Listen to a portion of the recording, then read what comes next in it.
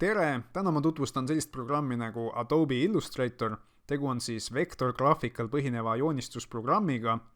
See on küll tasuline, aga tegelikult leidub ka tasuta alternatiive ja minu eesmärk ongi tegelikult rohkem lihtsalt näidata, et kuidas see vektorgraafikas joonistamine käib ja mis eeliseid sellel on. Ja ma alustaks ühe lihtsa näitega, et ma tõmban sellise lihtsa kunstilise brushi joone ja nüüd ma zoomin siin nii sisse kui saan ja me oleme hetkel siis 6400% peal ja me näeme, et kõik servad on ilusad, puhtad, teravad, pikslivabad. Aga nüüd, kui me lähme Photoshopi ja me teeme samamoodi ühe kunstilise brushi joone ja siis zoomime nii sisse kui saame, siis me näeme 3200% peal, et see brush koosneb tegelikult eri värvi pikslitest. Ja selline see rastergraafika ongi tegelikult, et kõik pildid koosnevad lihtsalt pikslitest, mis on üksteise kõrval ja näiteks fotod on ju samamoodi lihtsalt hunnik piksleid. Aga Illustratoris on siis meil põhjaks vektorid ja see tähendab siis seda, et meie kujutised koosnevad punktidest ja kui need punktid on omavahel ühendatud, siis tekivad jooned ja kui need jooned on nii-öelda suletud, siis tekivad pinnad. Ja siin me piksleid siis põhimõtteliselt ei näegi ja meil on väga palju eeliseid sellega, et meil on sellised punktid, sest me võime neid punkte näiteks pärast edaspidi liigutada ja neid kurvide kõveraid muuta. Et me näiteks haarame ühest punktist kinni ja siis me võime ta mingisse uude asukohta viia. Ja näiteks kui me teeme siia veel ühe uue teist värvi brushi joone peale, siis endiselt me võime seda tagumist brushi muuta. Rastergraafikas enamasti, kui see on lihtsalt vaba käega joonistada asju, siis sul ei ole võimalik tagantjärgi konkreetset mingit pikslit või ütleme, et pikslit on, aga ütleme, et siis konkreetset brushi tõmmet sul ei ole võimalik nii lihtsasti muuta. Aga Illustratoris on.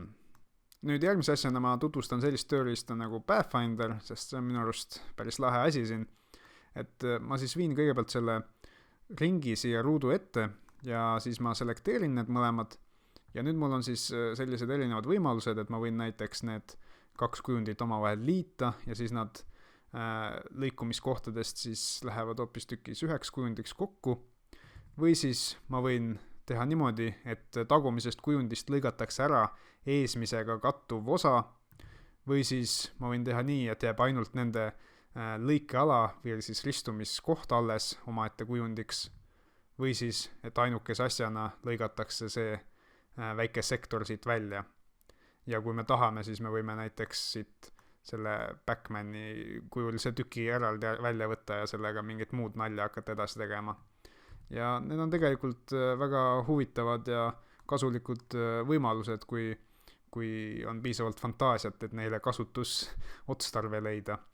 Teine päris lahe tööriist on Blend. Temale küll võib-olla leiab natuke harvemini praktilist otstarvet, aga ma kohe siis näitan, mis ta teeb. Selekteerime selle ja selle kujundi. Ja okei, nüüd tuli hästi palju vaheetappe, aga me paneme näiteks 4 vaheetappi. Ja nüüd te siis näete, et see ruut läheb üle ringiks ja see blend siis ongi selleks, et nagu kahte erinevat kujundit, kahele erinevale kujundile tekitada siis selliseid vaheetappe.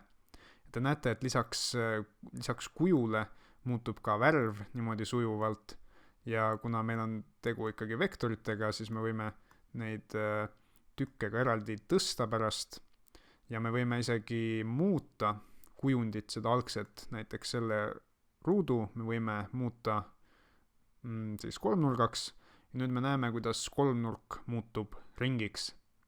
Illustratoris on väga lihtne muuta ka joonte ja piirjoonte stiili, et näiteks muudame siis selle ringi piirjoont oluliselt paksemaks ja siis teeme ta selliseks auguliseks ja me võime siia veel panna mingeid muid selliseid vahesid sisse, kui seda soovime. Ja siis nüüd me näeme, et siis meie selline naljakas piirjoon muutub niimoodi etappide kaupa selleks kolmnurga püsivaks piirjooneks. Nüüd järgmise asjana ma tahaks tutvustada ühte Illustratori kõige tähtsamat tööriista.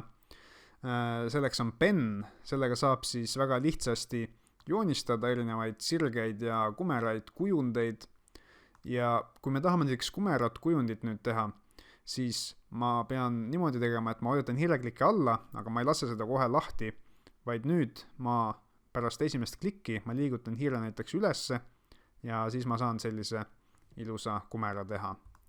Aga nüüd kui ma tahan, siis ma võin jälle jätkata siin sirgejoonega ja siis teha jälle ühe kumerajoone. Ja hetkel ma teen ühte kujundit, mille ma kavatsen teha 3D-ks. Ma ei hakka teile veel hetkel ette ütlema, et mis asi see on, aga nüüd ma kohe näitan. 3D ei ole kindlasti Illustratori põhiline funktsioon, aga seda saab siin teha ja minu arust on see päris äge. Ja ma valin siis 3D alt, panen Revolve ja nüüd ma panen Preview, et ta näeks ja nagu te näete, siis tekkis selline väike taldrik siia ja me võime seda 3D kujundit ka nihutada, ümber tõsta, mingite erinevate nurkade alt vaadata ja pange siis tähele, et siin põhjaks on ikkagi meil ainult see algne vektorjoonistus ja kui me tahame, siis me võime seda kujundit muuta. Me võime näiteks seda ülemist nurka siin kõrgemaks tõsta ja siis kohe see kujund ise ka muutub. Ja endiselt, kui me tahame, siis me võime sisse zoomida ja me ei näe endiselt mingeid erilisi piksleid. Raster formaadis fotode ja piltide vektorisse viimine ei ole tegelikult väga raske, aga sõltuvalt sellest, kui detailseks sa tahad minna, võib see olla küllaltki aeganõudev tegevus. Näiteks antud juhul on minul tehtud siin üks selline vektorformaadis Phantomi droon. Ma võtsin põhjaks siis ühe täpselt samasuguse foto ja siis ma hakkasin lihtsalt niimoodi üks element haaval teda viima vektorkujule.